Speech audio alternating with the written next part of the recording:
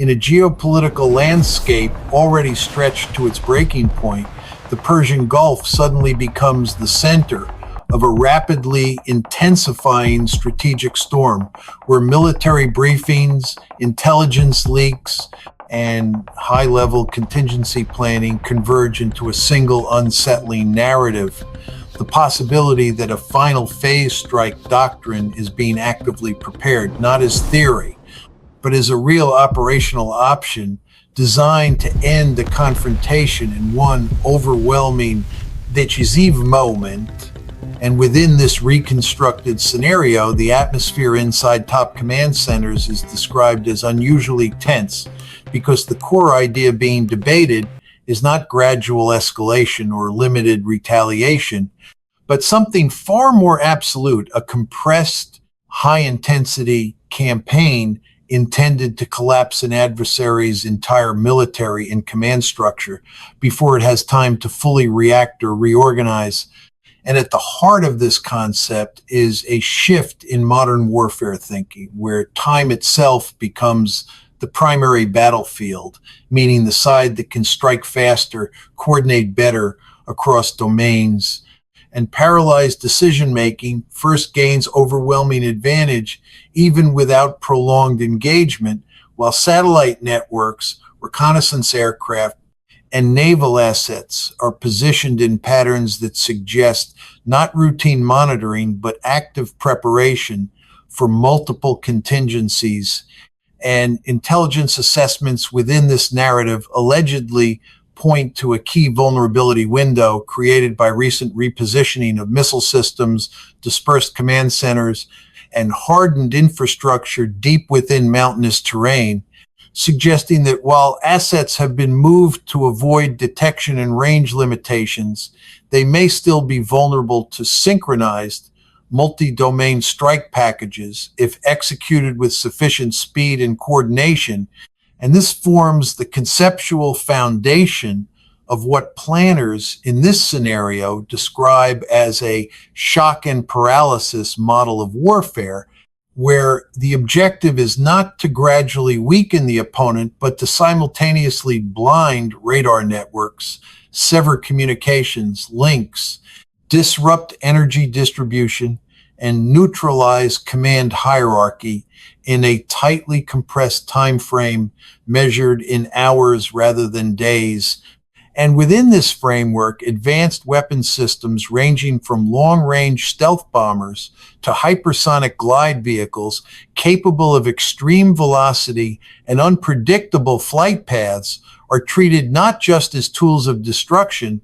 but as instruments of strategic messaging, signaling that geographic depth and defensive layering no longer guarantee safety, while at the same time naval formations and air units maintain continuous high readiness status near critical maritime choke points, reinforcing the idea that any potential escalation would be multi-domain from the very first moment. And the psychological dimension becomes central to this strategy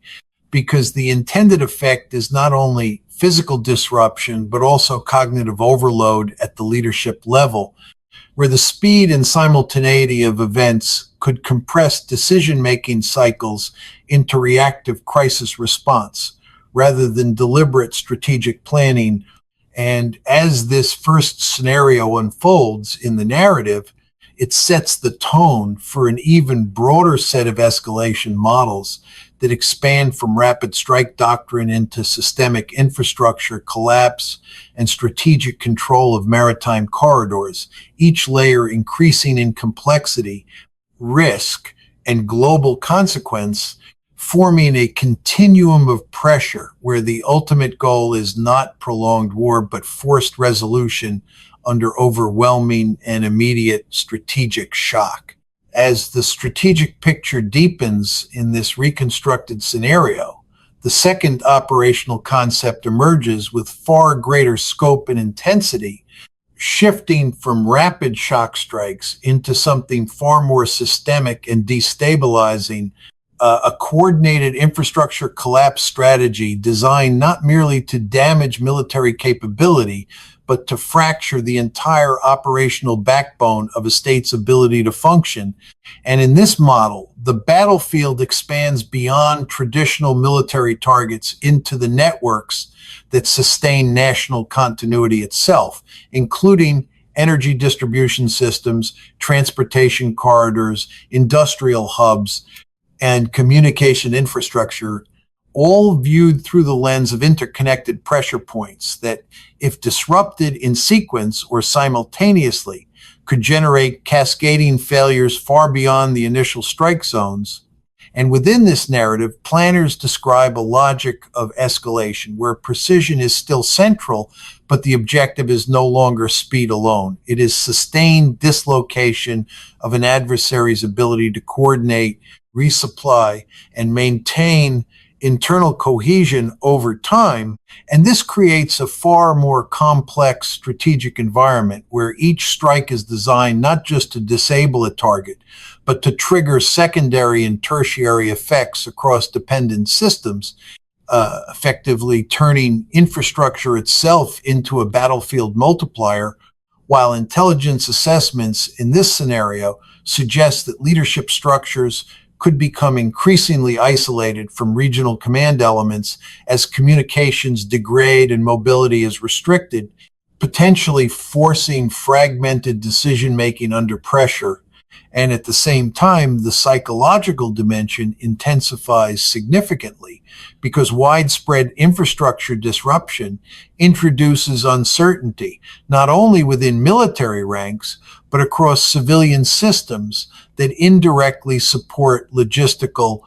and operational stability, creating an environment where pressure builds simultaneously from multiple directions rather than a single front. And in this expanded model of conflict, air and naval forces are integrated into a continuous standoff posture designed to maintain pressure without requiring deep territorial penetration, relying instead on precision-guided munitions, long-range strike platforms, and persistent surveillance assets to identify and neutralize emerging recovery efforts before they can stabilize. While the overarching intent described in this scenario is to accelerate political recalibration by making the cost of continued resistance increasingly unsustainable across both military and civilian dimensions. And as this second layer of strategy unfolds, it represents a significant escalation in conceptual warfare thinking, moving from immediate battlefield dominance toward long-term systemic disruption, where the objective is not just to win engagements, but to reshape the operational environment itself in such a way that recovery becomes exponentially more difficult than initial disruption, setting the stage for the third and most complex phase of the broader strategic framework. The third and most complex layer in this reconstructed scenario shifts the entire strategic framework, again, moving away from pure strike operations and systemic disruption into a hybrid model that combines maritime control, special operations, precision, and strategic choke point dominance, centered around one of the most critical waterways in the global energy and trade system, where even partial control or denial of movement can produce worldwide economic shockwaves. And within this concept, planners describe an operational environment where naval forces, air power, surveillance systems,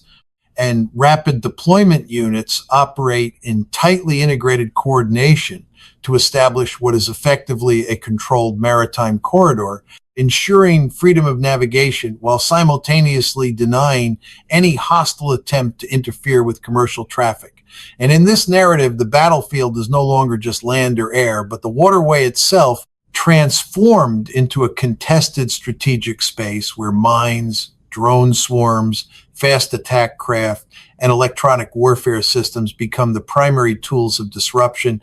requiring continuous monitoring and immediate response capability. And layered above this maritime framework is a persistent air presence composed of fighter patrols, attack helicopters, and reconnaissance drones, all functioning as a protective umbrella designed to detect and eliminate threats before they can reach shipping lanes or critical infrastructure, while at the same time, intelligence-driven special operations elements are conceptualized as operating in parallel with extremely sensitive missions aimed at securing or neutralizing high-value strategic materials deep within hardened underground facilities, a task described in abstract operational terms as requiring extreme precision, advanced detection capabilities, and near-perfect coordination under conditions of extreme risk. And within this scenario, the importance of speed and surprise remains central, but now it is combined with sustained control and denial strategies, meaning the objective is not only to strike or disrupt, but to hold and stabilize critical zones in order to prevent re-escalation or retaliation from reorganized adversary forces. And as this third phase unfolds in the conceptual framework, it represents the most ambitious and high-risk component of the entire strategic spectrum because it merges direct kinetic operations with sustained territorial and maritime control. In an environment where every action carries immediate global economic implications, especially given the dependency of international markets on uninterrupted energy flow through these narrow maritime corridors. And in this final layer of the scenario, the strategic logic becomes fully multidimensional, combining rapid strike capability, systemic disruption potential, and sustained maritime dominance into a single interconnected doctrine that aims to force resolution through total control of movement, resources, and operational freedom across all domains simultaneously. As the scenario escalates further into its most volatile phase, the narrative shifts toward the emergence of next-generation strategic technologies and their role in redefining the balance of deterrence, particularly through hypersonic weapon systems that compress the traditional concepts of distance, warning time, and interception into near instantaneous engagement windows. And within this framework, these systems are described as fundamentally changing the geometry of modern conflict because they are capable of traveling at extreme speeds while maintaining maneuverability throughout flight, making their trajectory unpredictable to conventional defensive networks and drastically reducing the reaction time available to any targeted system. And in this conceptual environment, the presence of such weapons is not only military but psychological, functioning as a form of strategic signaling that communicates inevitability rather than probability, meaning that relocation of assets, dispersion of forces, or deep underground concealment no longer provides the same level of security it once did in previous eras of warfare. While at the same time, surveillance networks composed of satellites, high-altitude drones, and electronic intelligence platforms maintain continuous tracking of movement patterns across land, sea, and air, feeding data into integrated command systems designed to identify and prioritize high-value targets in real time.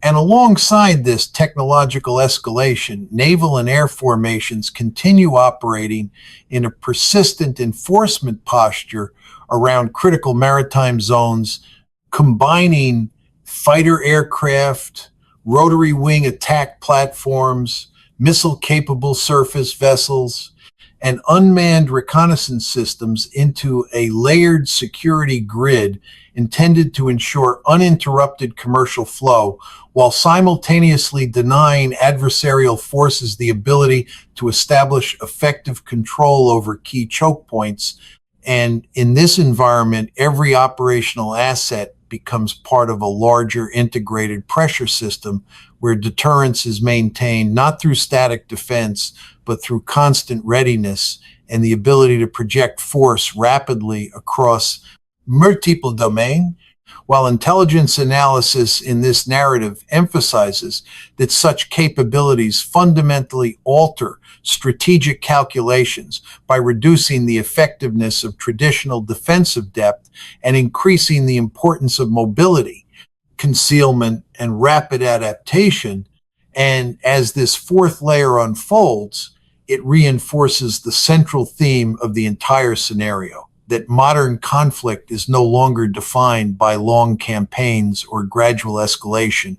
but by compressed sequences of high-intensity actions where technological advantage, speed of execution, and control of information determine outcomes long before traditional battlefield dynamics can fully develop. As the scenario pushes into its final and most psychologically intense dimension, the narrative turns from pure military mechanics into the broader strategic and political consequences of sustained escalation pressure, where every option on the table begins to converge toward a single uncomfortable reality. Time is collapsing as a strategic buffer, and decisions that once would have taken months are now being compressed into days or even hours, driven by the accelerating interaction between diplomatic breakdown, military readiness, and intelligence warnings. And within this framing, the final phase doctrine is no longer just about weapons or operations, but about forcing an outcome through overwhelming multi-domain pressure that blends kinetic strikes, maritime control, infrastructure, disruption, and special operations into a unified system of coercion, while political leadership on all sides is depicted as operating under extreme uncertainty, where each new piece of intelligence shifts the perceived risk balance and reduces the space for gradual negotiation. And in this environment, even the act of signaling becomes strategically significant, because the positioning of fleets, the movement of aircraft, and the activation of surveillance assets all contribute to a layered message of readiness that is interpreted as both deterrence and preparation, depending on perspective. And as tensions rise further, the core strategic dilemma becomes increasingly stark. Whether it is possible to apply overwhelming force in a controlled and limited manner that achieves rapid resolution, or whether any attempt at such a decisive strike architecture inevitably risks triggering a broader and less controllable escalation cycle once initiated. And this uncertainty becomes the defining feature of the entire situation, because it transforms every proposed option, whether rapid strike packages, infrastructure collapse strategies, maritime control operations, or special forces interventions, into not just tactical decisions, but irreversible strategic commitments, each carrying consequences that extend far beyond the immediate battlefield and into global economic stability, alliance structures, and long-term regional security architecture, ultimately leaving the scenario suspended in a high-pressure equilibrium where capability, intention, and uncertainty intersect, and where the defining question is no longer what can be done militarily, but what can be controlled once action begins. As the reconstructed scenario reaches its most volatile conceptual stage, the focus shifts from pure military escalation to the broader collapse risk dynamics that surround any large-scale final phase doctrine, where planners are no longer dealing with isolated strike options, but with interconnected systems of consequence that span military, political, economic, and psychological domains simultaneously. And within this framework, the most critical concern becomes control, specifically whether a highly compressed, high-intensity operation can remain bounded once initiated, or whether the inherent complexity of multi-domain warfare inevitably produces cascading escalation effects that extend far beyond the original intent. And in this environment, intelligence assessments, operational planning documents, and strategic simulations all converge on a single recurring tension, the more decisive and faster a campaign is designed to be, the less predictable its downstream effects become, especially when targeting systems that are deeply integrated into civilian infrastructure, global trade routes, and regional alliance structures. And as this analysis deepens, the maritime dimension becomes increasingly central because control of choke points and shipping corridors is not merely a regional tactical objective, but a global economic pressure lever, meaning that even limited disruption can reverberate through energy markets, supply chains, and diplomatic relationships far outside the immediate conflict zone, while at the same time special operations concepts add another layer of unpredictability because they involve high risk, high sensitivity missions that operate under extreme uncertainty with limited margin for error. And when combined with long range precision strike capabilities and persistent surveillance networks, the resulting operational picture is one of extreme density where multiple forms of pressure are applied simultaneously across land, sea, air, and subterranean domains. And in this conceptual environment, leadership decision-making becomes increasingly constrained by time, compression, information overload, and the difficulty of accurately forecasting second and third order effects, creating a situation where strategic intent and operational reality can begin to diverge rapidly once execution begins. And as a result, the final layer of the scenario is defined not by the absence of options, but by the overwhelming complexity of managing them once they are activated, reinforcing the central theme that in modern high-intensity conflict, the greatest challenge is no longer striking effectively, but maintaining control over what happens after the first strike is launched. As the scenario pushes into its concluding layer, the narrative shifts into the most politically charged and unstable dimension of the entire framework, where military planning, diplomatic breakdown, and strategic signaling begin to merge into a single accelerating feedback loop that reduces the space for de-escalation with every passing cycle. And within this environment, the core tension is no longer simply about capability or targeting, but about irreversibility.